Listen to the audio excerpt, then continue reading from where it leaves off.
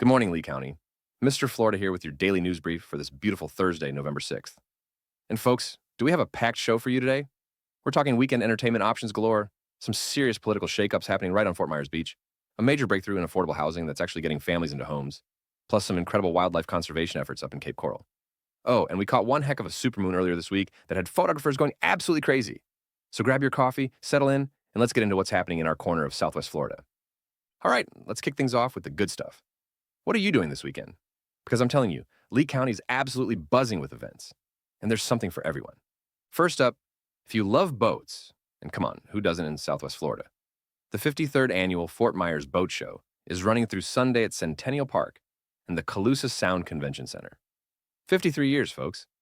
This thing's been going on longer than I've been alive. Whether you're actually in the market for a new boat, or you just love drooling over the latest marine technology, this is the place to be. I mean, where else can you walk from a sleek fishing boat to a luxury yacht in about 30 seconds? Now, if carnival rides and baseball nostalgia are more your speed, the 11th annual fair at Fenway South is happening every Friday through Sunday through November 16th at JetBlue Park. Picture this: cotton candy, Ferris wheels, and the home of Red Sox spring training. It's like someone combined everything we love about Florida into one perfect family outing. But here's where it gets really Florida. The Stone Crab Music Fest is happening on Pine Island this Sunday, November 9th, from 11 in the morning until 6 at night. Fresh stone crab, live music, November sunshine. I mean, really? Does it get any better than that? If you've never had fresh stone crab while listening to live bands with that Gulf breeze coming through, you haven't truly experienced Southwest Florida living. And speaking of celebrating our community, the second annual Bonita Springs Pride Festival takes over the Arts Bonita Center for Performing Arts on Sunday from 11 to 5. It's all about celebrating diversity and bringing our Southern Lee County community together. For you theater lovers out there, we've got options. Theater Conspiracy is presenting Mutnik at the Calusa Nature Center. And yes, you heard that right, at the planetarium. Shows are Friday and Saturday at 7:30, with a Sunday matinee at 4. Meanwhile, up in Cape Coral, the Cultural Park Theater is hosting A Very Victorian Murder, mystery on Sunday at 2 o'clock. Nothing says Sunday afternoon quite like a good old-fashioned murder mystery, right? If you're more of a writer or literary type. The Sanibel Island Writers Conference is happening Friday and Saturday at Florida Gulf Coast University. It's your chance to connect with fellow writers and learn from people who've actually figured out how to make a living with words. Music fans, you're covered too. Herman's Hermits, yes, that Herman's Hermits, are bringing their British Invasion hits to the Barbara B. Mann Performing Arts Hall, Saturday night at 7:30. And looking ahead to next week, if you're into reggae punk, the Expendables are rocking the Ranch Concert Hall on Thursday, November 13th. Oh, and don't forget about the Fort Myers Art Walk happening Friday night from 5 to 9 downtown. Galleries, artists, street performers, great vibes. It's what makes downtown Fort Myers special. Looking further into November, we've got Florida Rep doing Doubt a Parable, Players Circle Theater with Neil Simon's Rumors, Broadway Palm serving up Pretty Woman with dinner, and the American Sand Sculpting Championship returning to Fort Myers Beach later this month. Folks, if you're bored in Lee County, that's on you. Now, speaking of Fort Myers Beach, we need to talk about some serious political drama that went down there. And when I say drama, I mean drama.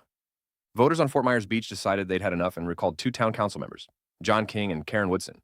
And this wasn't even close, folks. 63% voted to remove both of them. That's 1,037 votes to recall King and 1,048 to boot Woodson.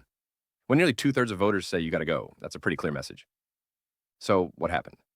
Well, the recall petition accused these council members of some pretty serious stuff, violating Florida's Sunshine Law by having private conversations about town business and allegedly accepting gifts from developers. Now, in a beach community that's still rebuilding from Hurricane Ian, where every development decision affects people's lives and property values, these aren't minor accusations. This is serious business. Rebecca Link is taking Woodson's seat, and after her victory, she thanked her supporters, saying, "If it wasn't for a wonderful bunch of supporters and islanders that want to get their voice heard, I wouldn't be here." That right there tells you what this was really about. People feeling like their voices weren't being heard. Now, Woodson, she wasn't exactly humble in defeat. She said she respects what happened, but hasn't changed her values or priorities, that she stood for the people first. Which, is an interesting take when the people just voted you out by a landslide. The situation with John King is a bit messier. Even though voters clearly want him gone, there are some ongoing legal battles that could keep him in office. One supporter of the recall said he thinks logic will prevail, and the judge will honor what the voters wanted. We'll see how that plays out. But here's the bigger picture, folks. This recall isn't just about 2 politicians losing their seats. This is Fort Myers Beach residents saying, we expect transparency. We expect ethical leadership, especially now when we're still putting our community back together after Ian. That's a powerful statement, and it resonates way beyond the island. Before we move on, if you're loving the show and want to make sure you never miss local news that matters, and I'm talking news that actually affects your daily life in Lee County, head over to ourcountytoday.com and sign up to get news alerts sent directly to your phone. Stay informed, stay connected, stay ahead. That's ourcountytoday.com. All right, switching gears now to something really positive happening in Fort Myers.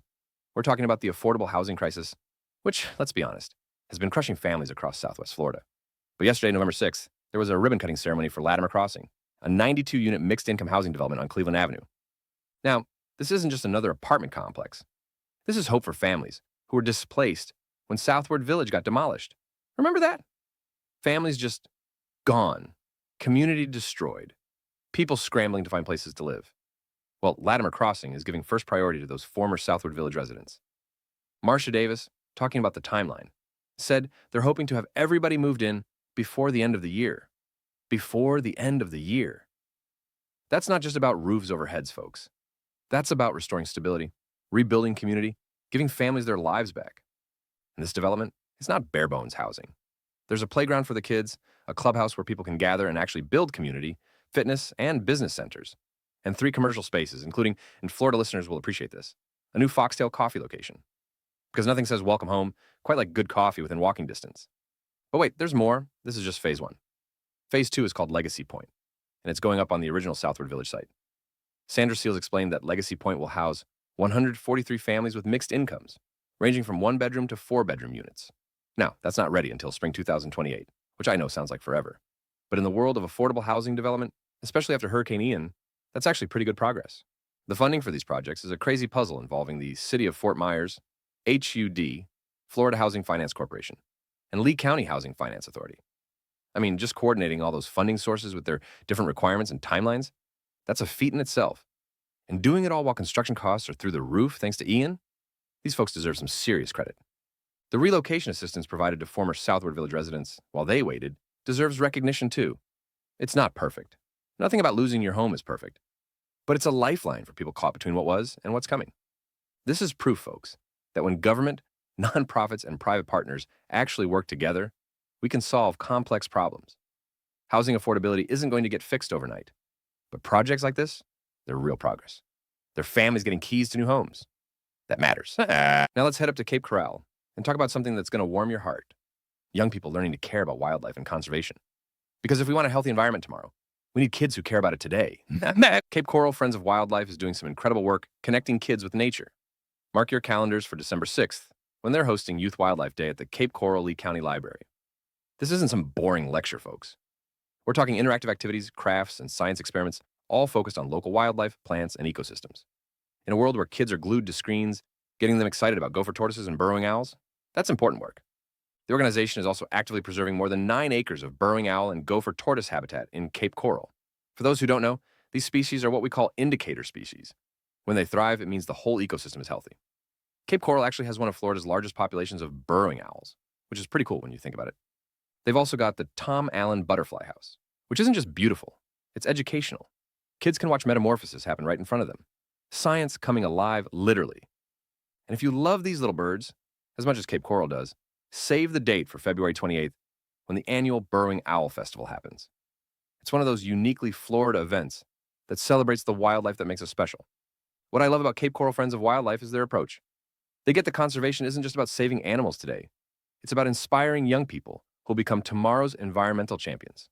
Every craft project, every science experiment, every moment a kid gets excited about nature, those are investments in our future. All right, let's talk about something literally out of this world. This week, we got treated to November's Supermoon, also called the Beaver Moon. It reached peak brightness on November 5th and appeared up to 14% larger and 30% brighter than a regular full moon. Now, technically, the moon hit peak illumination at 8:19 in the morning, which isn't exactly ideal for moon watching. But the nights before and after, absolutely spectacular. Local photographers went wild, capturing this thing rising over the Gulf, hanging above the Caloosahatchee, lighting up our beaches with this ethereal glow. I mean, Southwest Florida sunsets are legendary, but a supermoon over the water? That's special too. The name Beaver Moon comes from Native American tradition.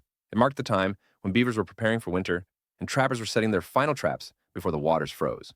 Now, we don't exactly worry about frozen waters here in Southwest Florida, but November still marks a transition for us. Tourist season's approaching, temperatures are finally dropping, well, dropping for Florida anyway, and our communities are settling into their winter rhythms. These celestial events remind us to look up from our daily grind sometimes. Whether you caught the supermoon from Fort Myers Beach, watched it rise over Pine Island Sound, or glimpsed it between downtown buildings, You participated in something humans have been doing for thousands of years. There's something grounding about that. So, as we head into this gorgeous November weekend, take a look at everything Lee County has to offer. We've got entertainment for every taste, from boat shows to pride festivals, from stone crab feasts to murder mysteries. We've got communities making tough decisions about leadership and accountability. We've got real progress on affordable housing, actual families getting actual keys to actual homes. We've got young people learning to care about the wildlife and environment that makes this place special. This is Lee County, folks. Yeah, we've got challenges. The housing crisis is real, political controversies happen, and we're still rebuilding from Ian. But we're also a community that shows up for festivals and elections, for conservation and construction for each other. Whether you're browsing boats this weekend, cracking stone crab claws on Pine Island, taking in some theater, or just enjoying an evening walk on the beach, you're part of what makes this place work. We're not just residents here. We're participants in an ongoing story. The Supermoon may have passed, but there's still plenty to look forward to. The boat show runs through Sunday. The fair at Fenway has 2 more weekends, and the Sand Sculpting Championship is coming to Fort Myers Beach later this month. New families are moving into Latimer Crossing as we speak. Fort Myers Beach is adjusting to new leadership. Young conservationists are learning about burrowing owls and gopher tortoises. This is home, folks. Complicated, beautiful, sometimes frustrating, always interesting home. From political shakeups to celestial displays, from new beginnings to timeless traditions, this is Lee County doing what it does. So get out there this weekend, support a local event, enjoy the perfect November weather, engage with your community in whatever way speaks to you, and hey, if you see me at the Stone Crab Fest on Sunday, come say hi. I'll be the guy with the butter-covered fingers and a big smile. Stay informed, stay involved, and don't forget, visit ourcountytoday.com to get news alerts sent directly to your phone so you never miss what's happening in Lee County. You can also find the link right there in the description below this video. This is Mr. Florida reminding you that whether it's sunshine or supermoons, boat shows or burrowing owls, Lee County's got it all. Have an amazing weekend, folks, and I'll catch you right back here tomorrow with more news from our corner of paradise. Stay safe out there.